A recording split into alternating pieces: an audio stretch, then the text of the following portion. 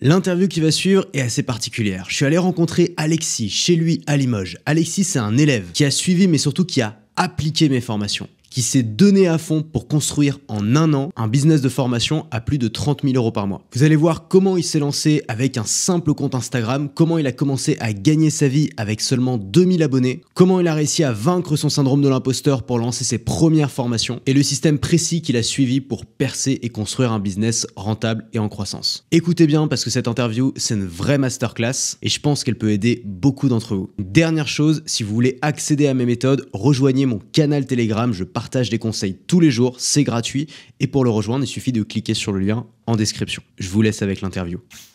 Ça fait longtemps que j'ai pas fait ça. J'ai plus du tout l'habitude. Salut Alexis. Salut. Eh bien Alexis, t'es préparateur physique. Oui. Tu t'es lancé dans la formation en ligne. Aujourd'hui, tu gagnes ta vie avec.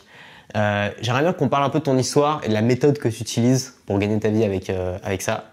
Est-ce que tu peux nous raconter? Je fais des formations en ligne depuis un peu plus d'1 an maintenant. Je me suis lancé, je travaille qu'avec Instagram. J'ai suivi des études pour être préparateur physique justement. J'ai fait une licence mention entraînement sportif en STAPS à Orléans et un master en préparation physique mentale et réathlétisation à l'université de Lyon. Puis là, ça fait 1 an que j'ai été au Canada 1 année et là je suis revenu. Et voilà, maintenant j'ai cette opportunité et ce privilège d'être plutôt libre et de pouvoir travailler d'où je veux, quoi. Est-ce que tu t'es dit un jour, genre je sais pas, il y a longtemps, un jour je serai à mon compte, je serai entrepreneur, j'aurai ma boîte, ou est-ce que c'est venu par hasard? Je dirais pas que c'est venu par hasard. Il y a eu un concours de circonstances, il y a des choses qui ont fait que j'en suis arrivé à cette idée.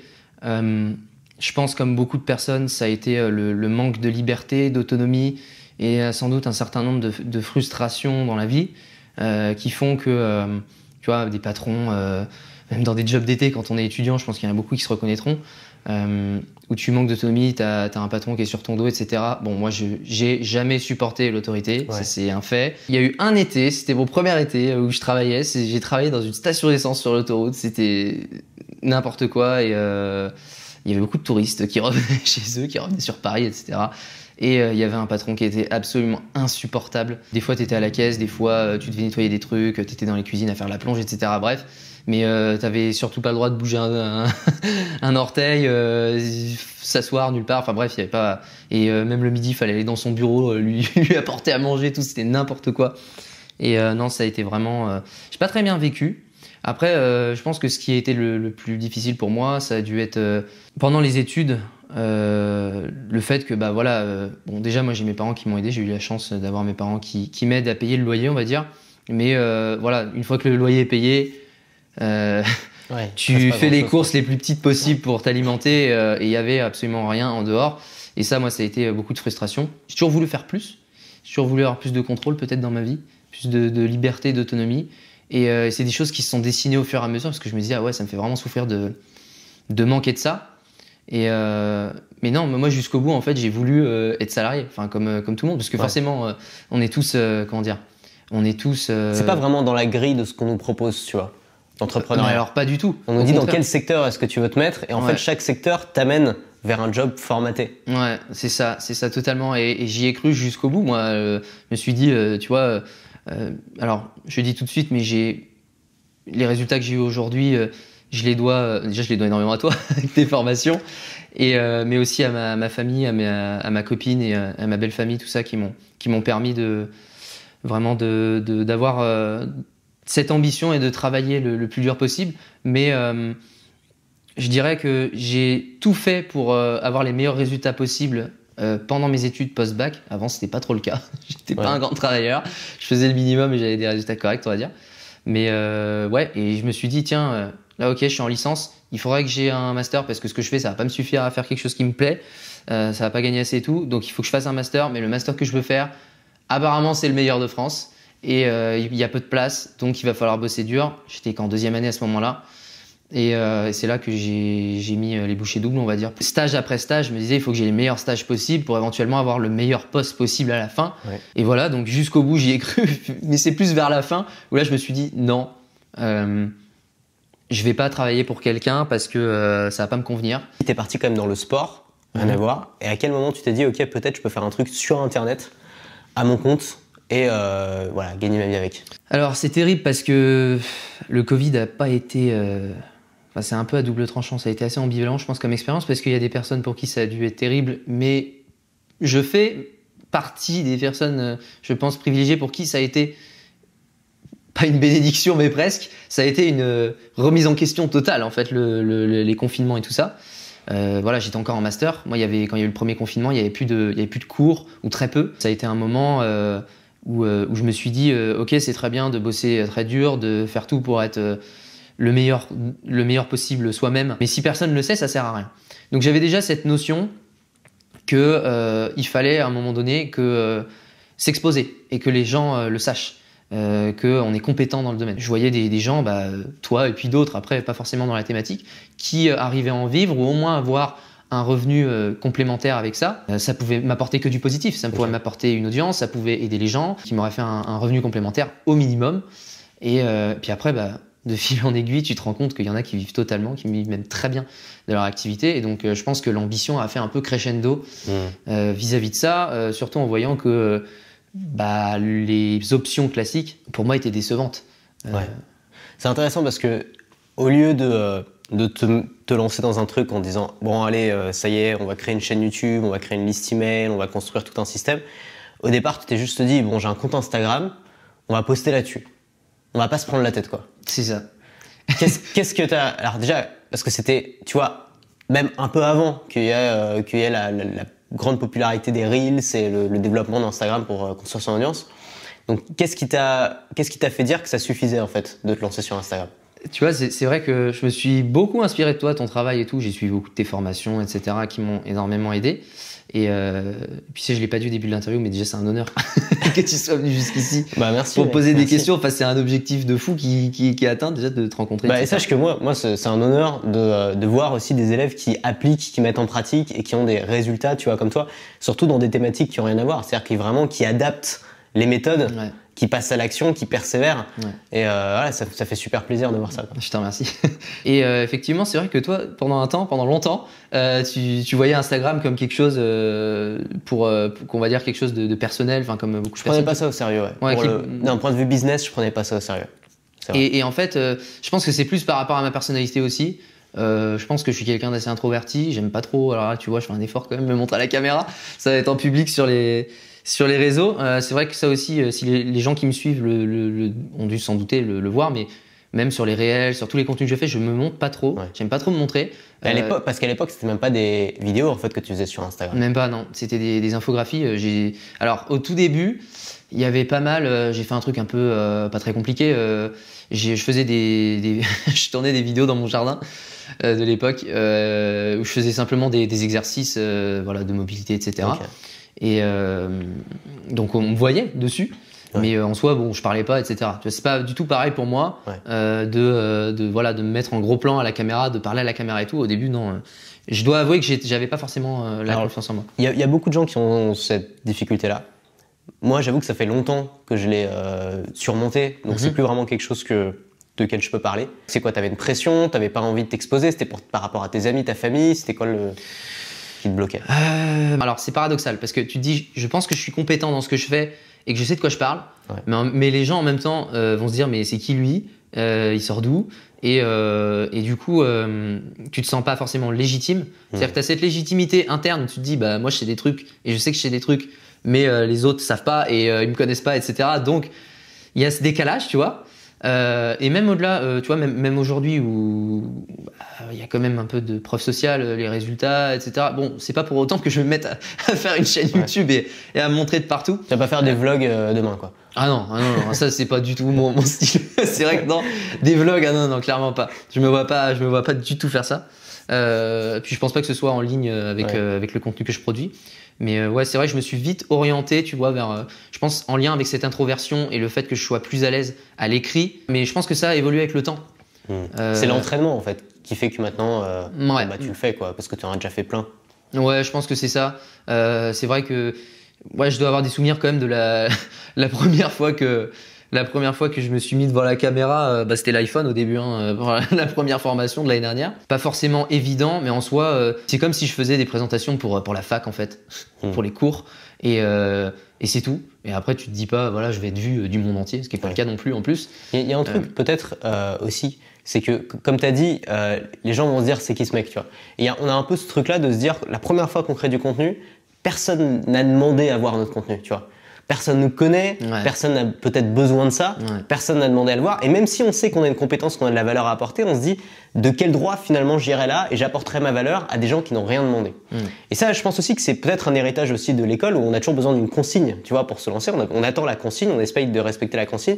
Et là, on se retrouve en fait face à rien où personne ne nous donne de consigne et c'est nous qui devons nous imposer devant les autres alors qu'ils n'ont rien demandé. Et en fait, quand on arrive à vaincre ce truc-là et qu'on arrive à voir le truc différemment, c'est-à-dire de se dire on n'enlève rien aux gens, on apporte quelque chose en plus, tu vois. C'est comme le popcorn au cinéma, c'est quelque chose en plus pour ceux qui veulent, mais ça cause pas, en soi, ça peut causer de la nuisance si le mec bouffe comme un popcorn derrière. C'est clair. La métaphore, elle peut-être pas la meilleure. Mais tu vois, c'est quelque chose en plus. Voilà. C'est comme ça que je vois ça. C'est que le contenu que tu crées, c'est un apport à tout le contenu qui a été créé. C'est ta petite pierre à l'édifice. Je pense qu'au début, tu vois, il faut tenter sur un effort qui nous paraît réalisable, pas un truc trop gros, et multiplier ça et avoir du feedback. Et au bout d'un moment, tu te rends compte, tu fais ah ouais, c'est pas si terrible. Bon, les gens sont pas si terribles que ça avec moi. Ça m'apporte des choses positives. Tu commences à avoir des personnes qui viennent en DM te dire ah ouais, tes posts ils sont super intéressants. Ça m'a apporté beaucoup de choses. Maintenant, je fais ça comme ça au lieu de faire ça comme ça. Tu m'as appris des trucs. Bref. Ça fait chaud au cœur et même juste ça te motive. Tu fais ah ouais, je reçois des choses positives et je vois que ça a de l'utilité, ça a de la valeur ce que je fais. Ça apporte vraiment des choses aux gens et du coup maintenant mes croyances changent et je vais chercher à aller plus loin et à apporter plus, toujours plus et à délivrer plus de valeur. Tu te lances au moment du Covid, quoi, au moment du premier confinement, sur Instagram. Avec des infographies principalement. Infographie, c'est quoi? C'est en fait un carrousel de plusieurs images ou juste une seule image? J'appelle ça infographie. Je sais pas trop si c'est le mot. Hein. On va dire des carousels. J'aimais bien le contenu. En fait, je partais c'est peut-être pas la bonne idée de partir de ce qu'on aime, soit. Faut penser aussi à ce que les gens aiment, surtout. Je pense aussi. Mais moi, j'aimais bien ce type de contenu. Et je me suis dit tiens, je vais essayer de le faire un peu à ma manière. Et je pense dans ma thématique, il y avait sur les sujets que je traite très peu de personnes qui faisaient ça. Et ouais, c'est comme ça. Donc ça ressemblait à quoi, par exemple? Au début, tu as une première slide avec un titre qui te donne envie de lire, je pense. Donc là, tu te lances dans la thématique de la préparation physique. Est-ce que tu peux aussi expliquer un peu à quel problème tu réponds en fait? Alors, moi, concrètement, ce que je fais aujourd'hui, c'est que j'aide les gens qui ont des douleurs et des blessures à s'en libérer et à reprendre leur activité. Après, vu que c'est aussi à la base de la préparation physique, j'aide aussi des athlètes et pas que, hein, mais à atteindre un objectif sportif, à performer, à réduire leur risque de blessure dans leur sport. Voilà un peu ce que je fais.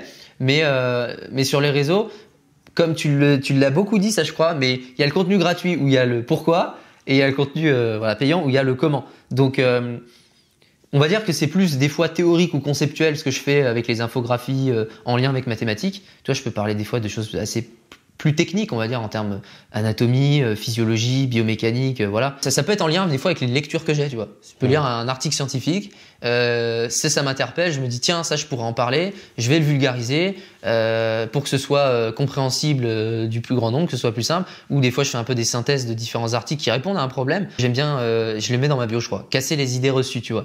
Il y a beaucoup de choses en fait dans l'industrie du sport, du fitness, de la santé, etc. Il y a beaucoup de choses qui sont, il y a des idées qui sont ancrées et qui, à mon sens, sont fausses, qui sont archaïques, dépassées, tout ce qu'on veut, et qui, du coup, ces idées-là, ces connaissances-là, débouchent sur des pratiques qui, elles aussi, sont archaïques, fausses, etc. Ou inadaptées à mon humble avis.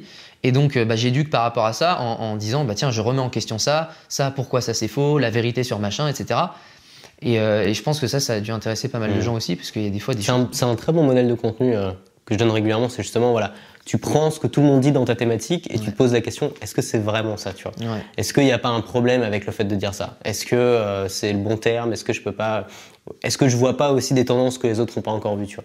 Et le fait de faire du contenu qui est un peu contrarien, qui va un peu dans le sens inverse de ce que disent tout le monde, c'est un très bon moyen de se faire remarquer très rapidement dans cette thématique.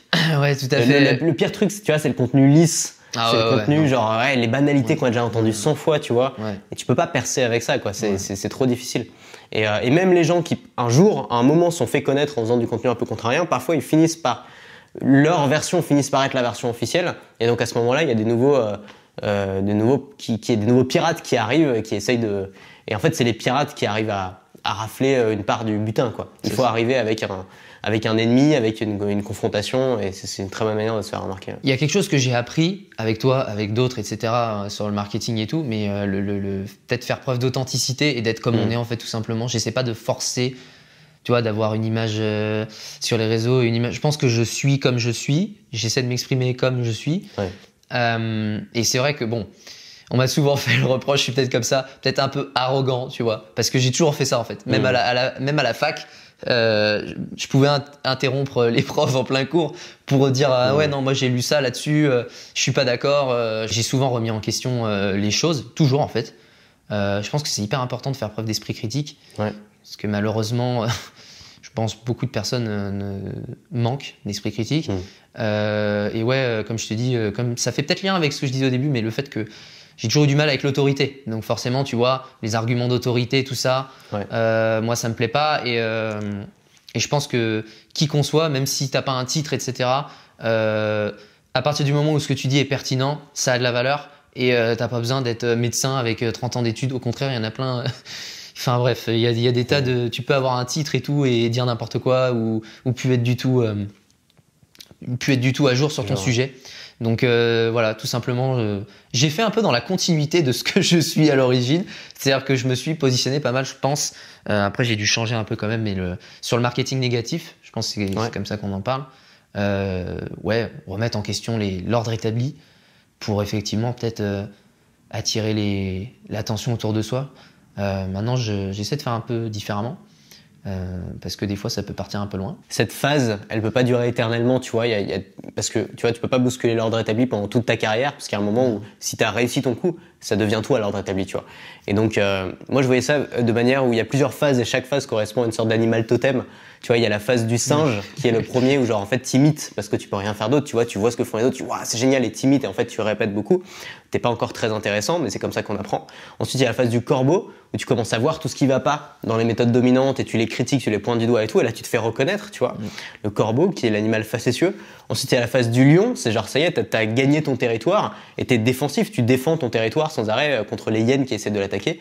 Et enfin, et ça on l'atteint pas toujours, mais enfin il y a la phase de l'éléphant où t'es devenu tellement énorme, tellement installé qu'on peut plus t'attaquer. Tu vois, t'es devenu une légende, t'es rentré dans les livres d'histoire de ta thématique, tu vois. et en fait, évidemment, il faut réussir. Il y a des mecs qui s'enferment dans la phase du corbeau. Tu le vois, tu vois. T'as des mecs en fait, même quand ils sont devenus, quand ils ont vraiment réussi à imposer leur méthode, ils arrivent pas à s'empêcher de casser. Regarde Booba par exemple, tu vois. Je connais pas, tu vois.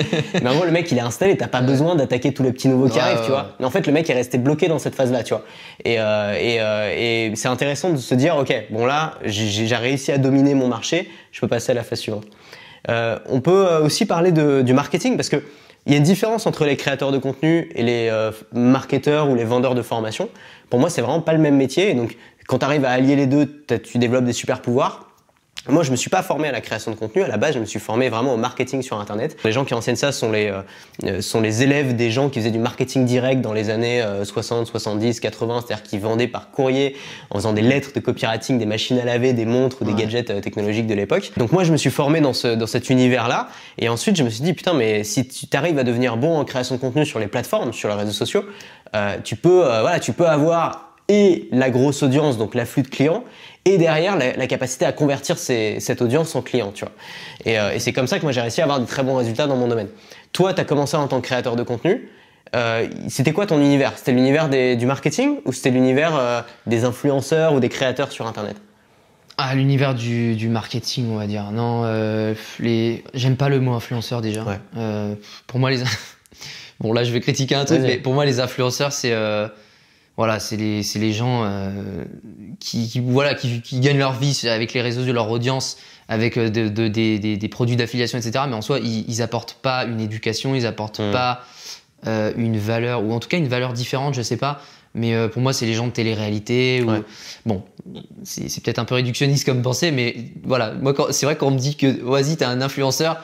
Moi, c'est une insulte pour moi. Je suis pas un influenceur, les gars. Je suis un préparateur physique. J'enseigne dans mathématiques. J'essaie que les gens comprennent un peu mieux les choses au fur et à mesure que moi aussi je les apprends. Je transmets ce que j'apprends également. Ça, c'est un point important aussi, je pense. Parce que je suis pas un expert. Moi, je me vois pas comme un expert. J'enseigne aussi au fur et à mesure que j'apprends. Et voilà quoi. Donc ouais, moi j'ai commencé sur la création de contenu, mais je m'inspirais pas forcément de la création de contenu type influenceur. C'est plus je me suis dit tiens, comment je peux effectivement, et j'ai vu à travers tes méthodes, comment je peux construire une audience et derrière avec cette audience effectivement à un moment donné proposer des choses vers lesquelles amener cette audience, des choses payantes. T'as mis combien de temps avant de lancer ton premier produit? Avril 2020, j'ai fait mes premiers contenus et ça devait faire peut-être 6 ou 7 mois. Vers la fin de l'année, c'est là que j'ai créé ma micro-entreprise parce que j'avais des demandes et puis je proposais déjà pour des coachings, tu vois, en ligne. Je me suis dit tiens, c'est comme ça, je vais pouvoir commencer à gagner un petit peu pour réinvestir et faire des formations que je pouvais pas me payer parce que j'avais pas les moyens, et derrière être encore plus compétent, être meilleur dans ma création de contenu et proposer des choses que j'aurais pas pu proposer sans ces formations et tout ça. Donc ça, c'était l'idée, c'était le coaching au début. Le premier produit, si on peut parler de produit, ça a été le coaching, et j'ai été chercher les gens un par un, clairement. Okay. Comment? Sur Instagram, en fait, vu que je créais le contenu, il y a des gens, je pense, qui ont sur l'espace de 6 ou 7 mois, qui ont dû se dire ah ouais, il sait de quoi il parle. Je pense que c'était ça dans leur esprit et que ça les intéressait. Et vu que moi je parlais pas mal de blessures, de douleurs, etc. Il y a des gens qui étaient intéressés en fait, qui me disaient que voilà, ils voudraient travailler avec moi. Et moi à ce moment-là, j'avais pas encore d'entreprise, machin, j'avais rien fait quoi. Donc juste résumons, tu fais des posts, tes infographies, donc tu commences par créer de la valeur pour les gens, du contenu public. Tu commences à avoir des gens qui te trouvent via l'algorithme d'Instagram grâce à ces posts, qui s'abonnent. Et quand quelqu'un te contactait par DM pour te poser une question, t'en profitais pour lui demander s'il voulait prendre un coaching avec toi. Au bout d'un moment, pas tout de suite, pas forcément tout de suite au début, sauf si la personne venait directement pour me dire voilà, j'ai tel problème et tout, est-ce que tu as des conseils? Et là éventuellement je pouvais donner des pistes et voilà, et puis je disais ouais, si tu veux aller plus loin ou si tu veux qu'on travaille ensemble, je suis dispo quoi, tout simplement. Tu prends tes premiers clients, tu gagnes tes premiers euros sur internet avec ça, ok? Ouais, tout à fait. Ça a duré combien de temps ça, cette période? Décembre 2020 environ, jusqu'à l'été 2021. Ouais. Ok, donc environ 6 mois. Ouais, ensuite, tu passes direct aux formations, tu arrêtes les coachings ou tu t'as fait ça progressivement? J'ai pris de plus en plus de clients sur cette durée. Je suis arrivé au mois de juin, je crois, au juin-juillet, je devais avoir 13 clients, 13-14. Bon, après, moi, ça devenait trop parce qu'en plus, après. Tu gagnais ta vie avec les 13-14 clients avec les 13-14, je devais peut-être faire. En fait, c'est simple. Hein, ça devait être, je crois, 150 € par mois le coaching à distance avec les gens. C'est quoi, tu leur envoyais des messages? Vous aviez des conférences en direct? Alors non, je voulais pas. Je voulais pas avoir des choses. Non, je voulais. Comment dire? Pas de rendez-vous? Non, je voulais pas avoir d'appel précis sur un planning. Donc c'est quoi? C'était une messagerie, un WhatsApp? WhatsApp, ouais. Okay. Ouais, ça, c'est intéressant parce que beaucoup de gens se disent oula, un coaching, je sais pas si je me vois me retrouver. Et les gens ont pas forcément envie de prendre des rendez-vous, mais on peut faire d'autres types de coaching en effet. On peut faire un accompagnement et vendre un truc sous forme d'abonnement, exactement comme tu as fait. Par exemple, si vous avez une question, vous m'envoyez et puis j'y réponds. Et puis t'es pas obligé de répondre dans la minute, tu vois. Tu peux prendre une fois par jour ou tu prends 1 heure pour répondre à tout le monde en même temps. Donc en 1 heure par jour, tu peux gagner ta vie grâce à ça, quoi. À ce moment-là, tu avais combien d'abonnés sur Instagram à peu près? Peut-être un peu plus de 1000. Ok, donc là c'est intéressant parce que tu vois, tu dis tu commences à gagner ta vie avec du coaching. Avec un peu plus de 1000 abonnés sur Instagram, donc quand même pas grand chose. Des comptes avec plus de 1000 abonnés, il y en a quand même énormément. Il y a beaucoup de gens qui me suivent qui n'ont pas encore une audience assez grosse. Ils pensent que ils devraient vendre des formations maintenant. Sauf qu'ils n'ont pas encore une audience suffisamment grosse, et donc ils vendent leur formation, ils font 1 ou 2 ventes ou 0, et donc ils sont déçus. Alors qu'en fait, la meilleure stratégie, c'est de commencer par le coaching. Parce que la formation, c'est du coaching à l'échelle. C'est juste quand tu as trop de monde dans tes coachings, que ça te prend juste trop de temps, tu passes à un mode formation, c'est-à-dire ton coaching, tu donnes une fois et tu le vends à 200 personnes.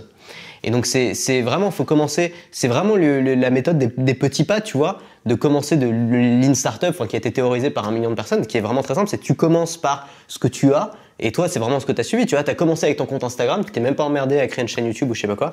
Tu commences avec ton compte Instagram, tu publies un peu de contenu, tu chopes 1000 abonnés, 2000 abonnés, bon voilà, tu commences tranquillement. Avec tes 1000 abonnés, t'attends pas d'en avoir 10 000 pour commencer à vendre des formations. Tu vends déjà ce que tu peux, c'est-à-dire des accompagnements à tes abonnés existants. Et au bout d'un moment, ça grossit, jusqu'à ce que tu aies suffisamment de rendez-vous. Tu dises, OK, j'ai envie de passer à l'étape supérieure. Tu crées ta première formation, c'est ça? C'est ça. Pour le coup, je suis plutôt fier rétrospectivement, parce que je pense que j'ai suivi la bonne voie en fait. C'est ça, c'est-à-dire que Et ça a il y été a eu le assez coaching. rapide. Ça a été assez rapide. Ouais, ça a été assez rapide. Bah, en fait, c'est ça. Il y a le système où il y a la création de contenu qui est toujours là en toile de fond, régulière, etc. Ça, c'est le marathon et tout. Après, j'ai commencé à proposer les coachings. J'ai pris de plus en plus de clients. Ce que je gagnais, je me suis pas acheté des vêtements. J'ai pas été en vacances avec. Non, j'ai réinvesti des formations qui étaient chères. J'ai investi aussi dans tes formations, dans plein de trucs, dans des livres, etc. Ça, c'est important, je pense aussi de le dire. Hein. Mais c'est que, tu vois, même si je faisais des fois 1000, 1500 euros de chiffre d'affaires et tout sur les coachings et tout, je m'en servais quasiment pas. C'était pour acheter des bouquins, pour acheter des formations, pour acheter des trucs, pour avoir cette notion de je réinvestis pour gagner des compétences, pour être encore meilleur dans ma création de contenu et dans mes futurs trucs, dans mes coachings aussi, et puis dans mes futurs produits. Et voilà. Et Donc, ça, c'est très important parce que beaucoup de gens s'imaginent qu'il n'y a pas besoin de se former en marketing. Enfin, le nombre de gens qui lancent une boîte et qui n'ont jamais ouvert un bouquin sur le marketing et sur la vente est hallucinant. Et je sais pas, enfin, tu vois, tu te lances dans la musique, tu sais que tu vas devoir prendre des cours ou que tu vas devoir apprendre, tu vois, c'est une évidence. Mais le marketing, on a le sentiment que c'est un truc facile, d'abord. On a le sentiment que c'est un truc inné, ou on a le sentiment que c'est un talent. Et donc, c'est pas quelque chose qu'on développe, c'est quelque chose qu'on a naturellement. Tout ça est faux. Tout a été théorisé. Moi, j'ai fait mes premières pages de vente en suivant des plans qui ont été théorisés par des gens. Et c'est en suivant ces plans que j'ai fait mes meilleures ventes. Et donc, on trouve tout. Donc, moi, évidemment, j'enseigne dans mes formations. On trouve aussi dans des bouquins, on trouve dans d'autres formations, dans d'autres produits, dans des contenus. Mais ne pensez qu'il n'y a pas besoin de se former en marketing, que c'est un truc intuitif, que c'est un truc inné, que si notre produit il est bien, il va se vendre tout seul. C'est peut-être une des premières bêtises que font les entrepreneurs qui se lancent, quoi. Et donc, toi, tu as eu ce truc-là de dire, ça va pas se vendre tout seul, non? Je vais apprendre à le faire, je vais me former là-dessus et je vais appliquer les méthodes. Ouais, c'est ça. Je pense que là, pour toutes les personnes qui nous écoutent et tout, le marketing, c'est vraiment le truc qui fait tout changer, je pense. Parce que déjà, tu communiques pas pareil après et t'as pas la même vision par rapport à comment tu vas vendre tes offres et tout. Et après, il y a aussi la notion de product market fit. Ouais. Que déjà de base, même si tu as le meilleur marketing du monde, oui, il faut que ton produit réponde à une demande. Si ton produit répond pas à la demande ou aux besoins de l'audience, tu peux le booster autant que tu veux, voilà. Déjà, ça c'est aussi peut-être important à comprendre. Mais c'est clair que moi je me suis dit au moment de lancer ma micro-entreprise et que pendant que j'étais dans le coaching, en fait, je savais que j'étais en train de faire des choses où c'était pas ouf, mais je le faisais quand même, tu vois. Ouais. Je le faisais, ça me faisait quelques euros que je réinvestissais pour être meilleur et ouais, là, c'était vraiment l'année où je me suis dit, ok, mec, ça fait 5 ans que tu fais des études, 4-5 ans, que tu es à fond dans les bouquins, que tu expérimentes sur toi-même, sur les autres, et je pense que tu sais des choses dans ta thématique. Ok. Mais je me suis dit, maintenant, c'est sûr, ce qui me manque, c'est que le marketing, surtout à la fac. C'est intéressant ce que tu dis de dire, je savais que c'était pas ouf, mais je le faisais quand même. Et c'est important de le dire, tu vois, parce que moi aussi, évidemment, quand je me suis lancé pendant plusieurs années, je savais que c'était pas ouf, mais je le faisais quand même. Tu lances un produit, tu lances une formation, tu sais que tu as mis le meilleur dans ta formation, que tu t'es vraiment donné du mal. Tu sais aussi que tu es encore débutant, que ta formation n'est pas parfaite, qu'il y a des hésitations, que peut-être les gens vont pas être parfaitement satisfaits. Tu la sors quand même, tu vois. Et ça, c'est vraiment important à dire. C'est que il y a tellement de gens qui ne font pas les choses parce qu'ils veulent que ce soit parfait ou rien, et du coup, c'est toujours rien, que c'est un gâchis immense, tu vois. Et en fait, il y a personne qui a lancé son premier truc et c'était parfait dès le début. Ça commence toujours par des tentatives, tu vois. Et ces tentatives, elles peuvent marcher, elles peuvent pas marcher, mais sans elles, il y a pas de suite. Ça marche dès le début, ta première formation, tu fais de l'argent? Alors étonnamment, ouais. Les étés, de 2018 jusqu'à l'année dernière, les étés, je travaillais avec la belle famille, avec mon beau-père, bref, qui est plombier, chauffagiste. Et donc, c'était des étés difficiles parce que c'est un travail physique et pas forcément dans des conditions toujours évidentes. Mais en gros, je faisais ça l'été. Et donc, ma première formation dans le contexte, c'est que je l'ai tournée, j'avais tout préparé. Je l'ai tournée dans l'appartement là-bas de mon beau-père et après le boulot, tu vois. Et donc, je savais que quand j'allais rentrer, j'allais tourner ma formation. Mais ouais, la première formation, c'était épaule d'acier. J'avais eu ce concept, je me suis dit, tiens, il y a des problématiques articulaires. C'est vrai que moi, dans mathématiques, je parle beaucoup de mobilité, de problématiques articulaires, de douleurs, etc. Il me semble que même que j'avais dit, ouais, tiens, en première formation, vous voudriez quoi? Et je crois que tout le monde avait voté épaule. Ok. Donc, c'est intéressant, ça. Donc tu testes quand même l'eau du bain. Ta première formation, tu l'as fait en combien de temps? Une semaine? J'avais mis un peu de temps quand même, plusieurs semaines peut-être à préparer, Ok. parce que moi au début c'était un peu un PowerPoint et tout. C'est souvent comme ça. La première formation, souvent, on y passe beaucoup de temps. Ouais. Mais tu partais quand même sur un petit produit. Tu voulais pas que le truc dure 16 heures, quoi. Ouais, il y avait aspect théorique, des exercices, un programme. Tu te souviens combien tu l'as vendu? Combien tu l'as vendu au lancement? Oui, bah en fait, je me suis pas trop pris la tête. Je crois que j'ai repris un peu ton schéma ou peut-être celui d'autre. Je crois que c'était, moi je faisais au début, c'était 79 € sur le lancement Ok. au lieu de 199. Ok.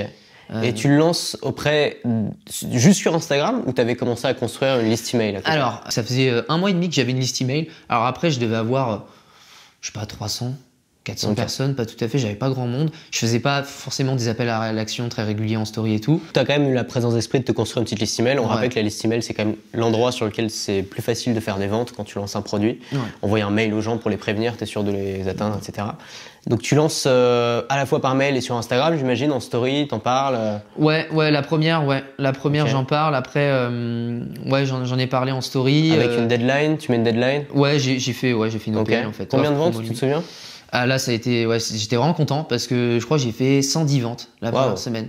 Donc Impressionnant. surtout que j'avais pas forcément une audience énorme. Je devais Donc avoir 110 ventes à 79, c'est quoi, 8000 €, quelque chose comme ça? ouais, j'avais fait plus de 8000 €. Ouais. Ok. J'avais fait un peu plus de 8000. Donc là, en fait, ça a été un changement d'état d'esprit. Parce que tu te dis, ok, ça marche, c'est possible. Et là, je le réalise vraiment parce que c'est concret, quoi. Mais c'est vrai que pendant longtemps, d'ailleurs, quand je suis venu sur les formations, c'est parce que j'ai découvert cette notion de scalabilité et j'ai trouvé ça fou, quoi. Moi, j'avais jamais pensé à ça avant. J'ai trouvé ça fou de me dire, tiens, c'est vrai, putain, tu fais un truc une fois et tu veux le vendre autant que tu veux après, en plus sur Internet et tout. Et ça, je me suis dit, ah ouais, c'est ça vraiment qui va permettre de s'émanciper et qui va permettre de se développer. Mais ouais, j'étais vraiment content parce que c'est sûr qu'il y a des formations qui marchent moins bien que d'autres. Forcément, tu vois. À titre d'exemple, je le dis, moi, j'ai fait celle sur les poignets, tu vois. Parce que j'ai poignets d'acier, j'ai toutes les articulations déclinées à acier, tu vois. Genoux d'acier, etc. Mais celle qui s'est le plus vendue, c'est genoux, pour le coup, jusqu'à maintenant. Après, il y a épaules, mais puis il y en a d'autres. Mais poignets, tu vois, par exemple, quand je l'ai sorti, ça a beaucoup moins marché. Ouais. Donc, j'ai eu la chance, peut-être, mais je suis tombé tout de suite sur quelque chose qui a marché, en fait. Donc là, j'étais content. Surtout avec une petite audience comme ça, ouais. Il faut dire un truc aussi, c'est que si tu arrives à viser juste sur la thématique et que tu fais une bonne page de vente, une première formation, ça peut très bien marcher parce qu'il y a une attente de la part des gens. En fait, c'est comme si, moi, parfois, je me dis ça quand j'ai pas fait, par exemple, de grosses promos pendant très longtemps et que j'en fais une, j'ai l'impression que on a ouvert les vannes, quoi, tu vois. Que genre, il y avait l'eau qui était en pression là, les clients qui étaient en pression à attendre d'acheter. Et d'un coup, tu ouvres la vanne, t'envoies un mail en disant c'est bon, la promo est ouverte. Et là, il y a un déversement de gens qui viennent acheter comme s'ils attendaient ce moment-là. Ah bah oui. Et ça peut être assez impressionnant. Et en effet, si tu fais les choses bien, si tu fais une belle offre bien ficelée sur un sujet qui est vraiment demandé par ton audience, avec une bonne page de vente qui va avec, le fait de sortir ça pour la première fois, ça peut déclencher un raz-de-marée. Donc là, c'est ce que tu as eu. Ensuite, j'imagine que c'était encourageant pour la suite. Tu dis, bon, ok, maintenant on fait des formations, quoi, on va pas chômer. Moi, je continue. Peu importe le résultat, de toute façon, je comptais continuer. Hein. Ok. Mais Et donc, tu lances ta deuxième formation, quoi, 1 mois après, 2 mois après? c'est ça. Alors en fait, depuis, j'ai respecté un rythme simple. C'est une par mois. Alors, Top. en gros, j'ai appliqué beaucoup ce que tu disais dans tes formations, quoi, tout simplement. Donc, T'as vu des bénéfices à en lancer beaucoup, à en lancer une par mois, aussi régulièrement? Ouais. La deuxième que j'ai fait, ça a été hanche d'acier, pour le coup. Au moins. Alors non, celle-là, J'adore ta thématique parce que hop, chaque fois tu choisis une nouvelle partie du corps Ouais, et hop, c'est voilà, ça. ça me fait une formation. Je comptais, j'avais les 8. J'ai dit, tiens, Ouais. là, tu vois, j'en ai 8. Ouais, dès le départ, tu avais déjà ton plan en tête de je vais Voilà. faire les 8 articulations. Voilà. Et après, j'avais évidemment d'autres idées Ok. pour la suite, puisque maintenant, j'ai tout fait, quoi. Ouais. Enfin, Et puis ce qui est bien, c'est qu'après tu peux en faire un pack, tu vois. Le pack de c'est 8. c'est ce que j'ai fait. J'ai fait corps d'acier, tu vois. J'ai fait. Pas mal. Ouais, c'est malin tout ça, tu vois, c'est malin. Là, mais tout ça, je l'ai réfléchi avant de le faire. Mais Ouais. je me suis dit, alors, est-ce que voilà, acier, ça va pas être un peu, les gens vont rire et tout. Mais en même temps, a priori maintenant, voilà, il y a quelque chose qui s'est assis et genre, je pense que quand les gens en parlent, on sait de quoi on parle. Enfin, tu vois, les formations acier d'Alexis, ça parle, quoi. Tu vois, C'est des noms qui sont simples, c'est Ouais. simple, efficace, tu vois. Et en plus, il y a un aspect visuel. C'est-à-dire que acier, c'est quelque chose, tu peux te le visualiser, c'est une métaphore en fait. Ouais. Et ça, c'est très puissant. Donc, à mon avis, c'est un nom simple comme ça, tu vois. C'est là-dessus qu'il faut miser. Ouais, j'ai retenu. Les gens parfois partent sur des trucs, surtout les gens qui ont un peu d'éducation, tu vois, qui sont diplômés et tout, ils partent sur des trucs un peu techniques parfois dans le nom de leur formation parce qu'ils veulent paraître sérieux. C'est comme écrire un livre, tu vois. Moi je me souviens, mon père était médecin, il avait écrit un livre sur la médecine, il avait trouvé un nom imbitable mais super sérieux qui faisait bien médecin sérieux et tout. Et le mec, il en dit non, l'éditeur lui dit non, tu vas l'appeler 6 minutes par jour pour maigrir du bas, tu vois. Ah ouais. Et un truc complètement grand public et complètement. Et en fait, moi ça m'a fait marrer quand il m'a montré ça parce que je me suis dit, putain, c'est vraiment un nom de formation, quoi. Tu vois, 6 minutes par jour pour. Tu vois, il y a le timing, il y a le délai, il y a l'objectif principal. Il y avait tout, tu vois. Ouais. Et ça a été son best-seller de sa vie, tu vois. C'est son best-seller. Et parce que, tu vois, titre marketing. Et en fait, parfois, faut pas hésiter à faire un titre qui paraît même un peu pushy. C'est pas grave parce que quand il y a les ingrédients, ça a quand même beaucoup plus de chances de marcher qu'un titre imbitable, quoi. Au niveau de tes revenus, si on peut en parler un peu, c'est quoi? C'est passé de 0 à ce que tu as aujourd'hui du jour au lendemain? Non. Ou ça s'est fait petit à petit, mois par mois? Parce que ça s'est fait quand même sur un an, globalement, donc sur une durée assez courte. Ouais, j'ai pas trop de mal à parler des revenus. Très clairement, tu vois, comme je te disais, décembre 2020 jusqu'à l'été, là, c'était un peu. Puis après, je suis parti 1 an au Canada, donc après les formations, ça s'est fait quand j'étais au Canada. L'objectif, c'était m'émanciper, être libre, voilà, ne pas avoir à dépendre géographiquement et tout, pouvoir partir et voilà. Donc déjà, j'avais ces coachings en ligne. Pour moi, c'était déjà un truc de ouf parce que même si je faisais, je crois, 1500, enfin au début non, c'était quelques centaines, après 1000, 1500, vers le mois de juin, j'avais 2000 et puis j'avais le travail, le boulot d'été, tu vois. Donc ça se combinait, on va dire. Et là, à partir du moment où j'ai sorti les formations, j'ai sorti Épaule d'acier en juillet. La fin de l'année, tu sais, j'avais fait un Black Friday, voilà, il y a eu Noël, tout ça. Là, ça a été des gros revenus. Ouais, je crois que le mois de décembre, ça a dû être. Là, j'ai cartonné parce que tu sais, le Black Friday, c'était à la fin du mois de novembre. Donc en fait, après, ça tombait sur le mois de décembre. Et j'ai refait un truc, j'ai dû faire 30 000 euros, je crois. Sur un mois. Au mois de décembre. Mais d'ailleurs, un élément important, c'est que ce que toi, tu mentionnes pas mal aussi dans tes formations, tu sais, le fait, par exemple, de faire une offre toutes les semaines, ça, je l'ai appliqué vraiment que à partir du mois de décembre. Ok. Voilà, c'est-à-dire que là, il y a eu le Black Friday et après, j'avais dû sortir une nouvelle formation, je crois que c'était le lombaire d'acier, d'ailleurs, que j'avais bien préparé, celle-là, elle a bien marché aussi. Et après, en fait, j'en avais déjà 3-4 autres avant, tu vois. Ouais. Donc, je pouvais les relancer, tu vois, et vu qu'après tous les mois, il y en avait une nouvelle, je pouvais relancer celles d'avant et tout ça. Donc là, par contre, là aussi, ça a fait passer un palier, tu vois, le fait d'avoir la création de contenu, les gens qui viennent sur la newsletter, des offres toutes les semaines. Aujourd'hui, en moyenne, par mois, tu dirais que tu génères combien de chiffre d'affaires? 30 000 euros par mois, okay. Je dirais. Après, ça dépend vraiment, parce qu'il y a des mois, ça va être au-dessus. Il y a des mois, je dirais pas que c'est trop en dessous. Voilà, mais là, sur les derniers mois, là, ça a été ça ou même plus, quoi. Des fois, le mieux, ça a dû être 50, 60. Waouh, c'est vraiment impressionnant parce que ça a été super rapide. Moi, je me souviens que 30 000 euros, c'était un vrai palier pour moi, parce que pour moi, c'était 1 000 euros par jour, tu vois. Ouais. Je me suis dit, putain, 1 000 euros par jour, t'imagines, tu vois, c'est ça que je me dis, si un jour je fais 30 000 euros, ça va être dingue. Ouais, tu m'étonnes. Et il a fallu quand même 4 ans, entre le moment où j'ai créé ma première formation et le moment où j'ai atteint ce truc-là, il a fallu quand même à peu près 4 ans. Et après, tu dis, c'est fou. Et après, évidemment, tu dis, j'ai fait 10 000, j'ai fait 15 000, j'ai fait 30 000, je peux peut-être faire le double, je peux peut-être faire 100 000, on sait pas, tu vois. Toi, tu as continué dans cette direction, tu vas faire 1 an, ce qui est assez exceptionnel. Tu as appliqué des méthodes de marketing qui fonctionnent et tu as réussi à lier ça avec ton expertise de base, qui est la préparation physique. Est-ce qu'il y a un objectif final, un boss final? Est-ce que tu continues comme ça, rythme de croisière? C'est quoi ton goal à long terme? Je sais que ce que je fais aide beaucoup de gens, donc le but, ça va être je vais toujours continuer la création de contenu. Alors par contre, j'arrive pas à me projeter, tu vois, sur 20 ans, 30 ans, tu vois, je sais pas. Mais pour moi, là, je vais continuer toujours ma création de contenu. Je veux toucher de plus en plus de monde.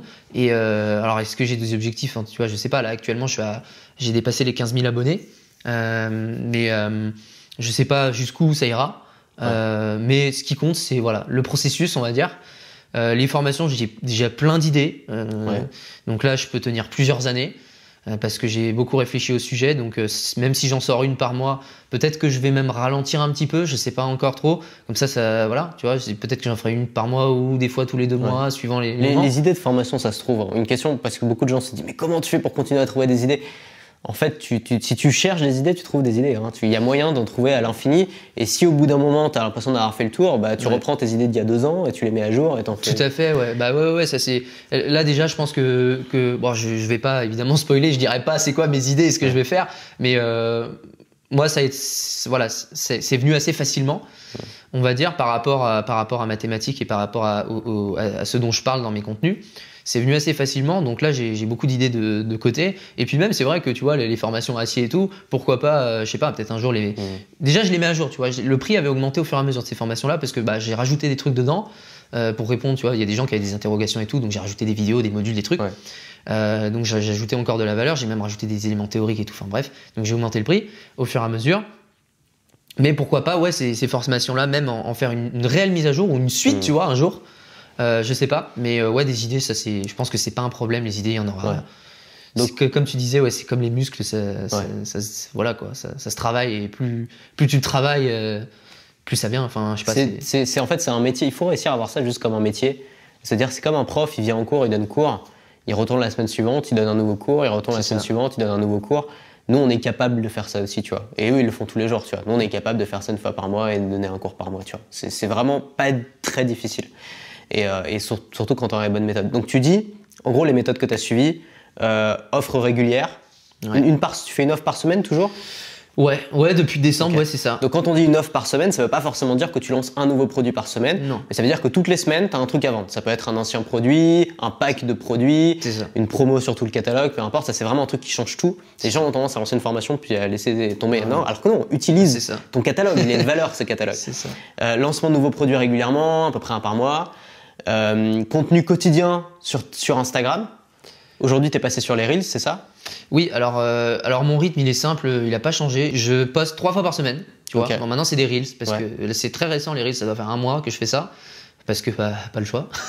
Il faut s'adapter à l'algorithme. Et puis je me suis dit, ah ouais, d'accord, au bout d'un moment, mes carousels, ils marchent plus, tu vois. Enfin, du coup, tes Reels, c'est quoi ? C'est du face cam, tu parles devant ta caméra, tu montres quelque chose et tu commentes ? Non, alors en fait, mes Reels, alors je trouve des images, tu sais, de fond en lien avec le sport, quoi, la thématique. C'est des images de fond qui animées. Et où est-ce que tu les trouves ? Et il y a ma voix off. Alors moi, je suis abonné à ArtGrid. Ok. C'est une banque de vidéos. En fait. Voilà, c'est un vidéo stock. Okay. Et après, je sais qu'en gratuit, il y a Pexels et tout ça. Donc voilà un peu là où je trouve ça. Donc voilà, j'en ai téléchargé plein, etc. Okay. Comme ça, à chaque fois que je fais des vidéos, bah, je les mets en fond. Donc tu montes pas ton visage ? Non, je monte pas mon visage. Donc tu écris des Reels sur un sujet, ensuite tu fais la voix off. C'est ça. Et tu mets ça sur une image d'illustration, c'est ça ? Voilà, très simplement, ouais, c'est ça. Je scripte. Voilà, j'ai l'application Notes. Je scripte. Alors le script, bon bah des fois je vais aller prendre dans des références de littérature scientifique en lien avec ce que je fais. Enfin, je fais mon script tout simplement. Et une fois que j'ai fait mon script, je m'enregistre la voix off et je monte sous Final Cut Pro. Voilà, et des fois je rajoute des images, je rajoute des schémas, des trucs qui viennent au bon moment, tu vois, en même temps que ce dont je parle. Et là, c'est un peu en gros, j'ai adapté un type de contenu qui, à mon sens, ne se faisait pas trop encore en France, ou de façon assez marginale.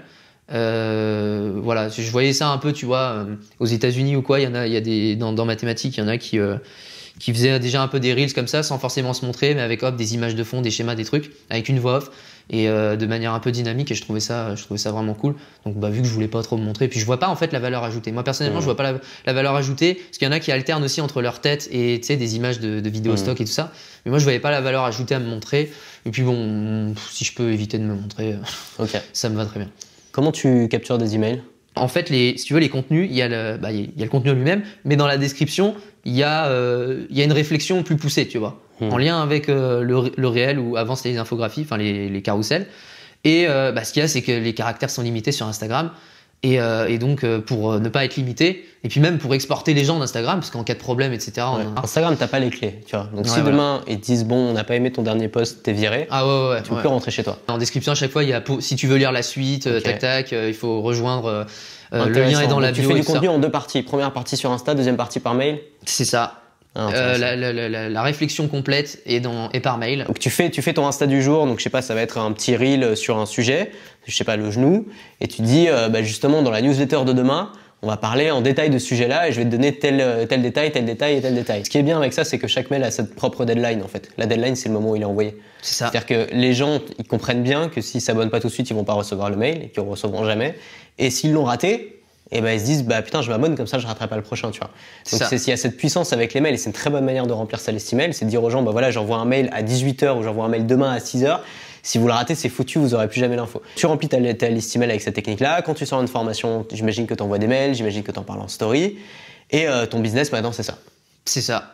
C'est ça, donc ouais, la liste email, bah là tu vois, même je l'ai fait récemment, des fois même en peu de temps. Je viens de poster le réel, le mail il part même pas 1 heure après, mais en story je mets ouais si tu veux rejoindre, et puis là tu vois je mets le lien. Alors après c'est pareil, tu vois, avant le lien pour mettre un lien pour faire swipe up là, il fallait 10 000 abonnés je crois. Moi je les avais pas. Après ça a changé, heureusement que ça a changé quand même, c'est vachement cool ça. C'est un truc que j'aime bien chez Instagram, c'est qu'ils autorisent les gens à faire sortir les gens d'Instagram, contrairement à TikTok. TikTok tu peux pas faire sortir les gens de TikTok. Même le lien que tu mets dans ta bio qui est le seul endroit où tu peux mettre un lien et encore faut galérer un peu pour réussir à le caser. Les mecs quand ils cliquent dessus ils arrivent sur une page en mode êtes-vous vraiment sûr de vouloir cliquer sur le lien qui est peut-être une tentative d'hameçonnage bah non. Et en fait personne quitte là alors que Instagram a cette conscience de si on aime vraiment les créateurs, si on veut favoriser les créateurs, il faut les laisser gagner de l'argent. Si vous voulez supporter vraiment les créateurs et les laisser gagner de l'argent, laissez-leur mettre des liens. C'est tout ce qu'il faut pour supporter les créateurs. Moi, j'ai sorti énormément de gens d'Instagram via les stories pour les faire s'abonner à ma liste email et rejoindre mon Telegram. Et aujourd'hui, j'ai eu les premières stats là qui sont tombées récemment. Une grosse partie de mes nouveaux clients viennent d'Instagram, tu vois, grâce à ça. À quoi ressemblerait ta vie si tu n'avais pas fait ça? Si tu avais continué sur ta lancée d'études, tu n'avais pas découvert ça? Alors si j'avais rien fait de tout ça, ouais. Voilà, moi j'ai ma copine avec laquelle ça fait de nombreuses années que je suis, qui voilà, elle a voyagé en Corée, elle a été là, elle me disait qu'elle allait aller 1 an au Canada, et moi bah, j'avais le choix, je me disais ah ouais, elle est allée en Corée, moi j'en ai marre d'être ici, j'aimerais bien voyager aussi, voir des trucs, la suivre, surtout que c'est 1 an, donc là ça serait terrible, et voilà quoi, ça se trouve à partir d'1 an, moi je vais être là, je vais être bloqué, je vais pas bien gagner ma vie et tout, enfin pour moi c'était impensable juste, tu vois, donc comment ça se serait passé, bah ça aurait été terrible parce que bah voilà, j'aurais été loin de ce que j'aime, j'aurais été bloqué à un endroit où j'aurais mal gagné ma vie, où j'aurais galéré parce qu'il aurait fallu que j'ai peut-être deux boulots pour vivre correctement. La vie aurait été clairement différente, c'est clair. Mais ouais, moi je regrette absolument pas. Hein. Et à quoi ressemble ta vie aujourd'hui alors? Bah ma vie aujourd'hui elle est simple, hein. Je peux me lever à l'heure que je veux. Je fais mes contenus, j'anticipe, je lis, je me forme. J'ai aussi fait ça dans l'optique à un moment donné d'être peut-être un peu plus libre, tu vois, d'avoir plus de temps à consacrer aux gens autour de moi. Donc, enfin, je dis ça, mais en réalité, je travaille beaucoup quand même. Peut-être qu'aussi aujourd'hui, tu travailles beaucoup parce que t'as pas de grosses responsabilités en dehors de ton travail. Peut-être que si par exemple le jour où tu as un enfant, tu vois, tu peux décider de condenser ton travail en 3 ou 4 heures par jour et te libérer le reste du temps pour ta famille, tu vois. Moi, c'est comme ça que je vois les choses. C'est que moi, mon travail, je peux vraiment le mettre en quasi-pilote automatique. Tout comme je peux, si je suis dans une phase de croissance où je suis vraiment ambitieux, y passer toute la journée, tu vois. Je pense que jusqu'à maintenant, j'ai pu manquer d'organisation. Mais dans tous les cas, ce que je fais, ça me prend beaucoup de temps, tu vois. Je peux pas partir, même j'ai fait des voyages, tu vois, j'étais parti à Vancouver, on a fait un road trip et tout. Bon bah même avec 8-9 heures de décalage, je postais mes contenus, j'écrivais mes mails, voilà. Même aujourd'hui, tu vois, les formations que je fais, c'est pas forcément toujours c'est pas forcément des gros produits, mais là où moi ça me prend du temps, c'est que je lis beaucoup de littérature scientifique. Je lis beaucoup d'articles, je fais des revues de tout ça, j'essaie vraiment de faire une synthèse de tout. Mais aujourd'hui, ouais, non, j'aime ma vie. Enfin, clairement, parce que je gagne très bien ma vie. Moi, je pense que j'ai été beaucoup frustré par la vie des études. Comme je te disais, tu payes le loyer et t'es déjà dans le rouge. Enfin, voilà, tu travailles l'été, tu gagnes un salaire ou 2 ou voire 3, mais bon, après, tu sais que t'as ça pour tout le reste de l'année. Et que ça va vite s'épuiser, tu vois, la famille, les amis, les copains, les machins, les restos, les sorties, les trucs, ça épuise vite les ressources que tu as de côté. Donc être à fond dans le travail, à fond dans la construction, vouloir être meilleur, etc., réinvestir le peu que tu gagnes pour même pas te faire plaisir au final, enfin pour apprendre encore plus, tu vois, c'est pas forcément évident pour tout le monde, je pense aussi ça a été une grosse frustration et en gros un objectif simple à un moment donné, c'était de me dire tiens, pouvoir faire mes courses pardon, sans regarder le prix, quoi. Un truc, bon, tu regardes toujours un peu, mais ça, déjà, tu vois, ça a été un objectif pour moi, parce que bah, c'est vrai que moi, ça a été beaucoup une frustration vis-à-vis de l'argent, de toujours être en train de penser, de dire ah ouais ça mais non, ouais ça c'est, même si je peux, ah ouais non c'est trop cher, ou même par principe ça je pourrais mais je le fais pas, tu vois. Non, là vraiment arriver à un point où effectivement tu peux te permettre de faire plein de choses en te prenant moins la tête, c'est ça contribue ça contribue je pense pas mal, et non je suis vraiment content d'en être arrivé là, mais c'est que le début, tu vois. Moi je dis ça vraiment en toute modestie, parce que je pense que c'est que le début et qu'il y a énormément à faire. Grâce à toi, grâce à ma famille, grâce à ma belle famille, aussi. Grâce à vous. Ouais, grâce à moi, c'est sûr. C'est sûr que si je l'avais pas fait. C'est toi qui as fait le travail. Si je l'avais pas fait, mais il y a des conditions extérieures aussi, tu vois. De mental, de soutien aussi autour de soi. Mais ouais, c'est vrai qu'il faut en vouloir, je pense. Parce que bon, n'oublions pas, je pense que ça peut inspirer des gens. Mais je veux pas être dans le biais du survivant, tu vois. Ouais. Je sais bien qu'il y a aussi beaucoup de gens qui tentent, qui peut-être font les mêmes choses que moi, qui font des choses dures et tout. Mais tu vois, moi, ma première formation, c'est peut-être une chance aussi, je sais pas. J'ai fait 110 ventes tout de suite. Il y a des gens, peut-être que même dans les mêmes conditions, en ayant fait toutes les mêmes choses, ils auraient fait 5 ventes, 10 ventes. Et là, voilà, bon. Donc, ce qui est tout à fait OK pour une première formation, je précise. Il faut pas tout abandonner parce que tu as fait 10 ventes à ta première formation. Bien sûr. On a besoin d'histoires desquelles se nourrir, tu vois, pour avancer. Genre, moi, j'ai lu la biographie de Steve Jobs. Je sais que je vais pas devenir Steve Jobs, tu vois. Clairement. Mais je suis très content qu'il y ait une biographie qui détaille tout ce par quoi il est passé et que ça puisse me servir de modèle, d'inspiration. En tout cas, merci beaucoup d'avoir partagé tout ça avec sincérité. C'est super intéressant. Et où est-ce que les gens peuvent te retrouver s'ils s'intéressent à la préparation physique ou s'ils veulent voir un peu à quoi ressemble ton travail? Eh ben, ils peuvent me retrouver sur Instagram. Il n'y a que Instagram. C'est mon compte Alexis Beck avec 2-8 à la fin, parce que je pouvais pas le faire sans les 2-8. Le compte était déjà pris, je crois.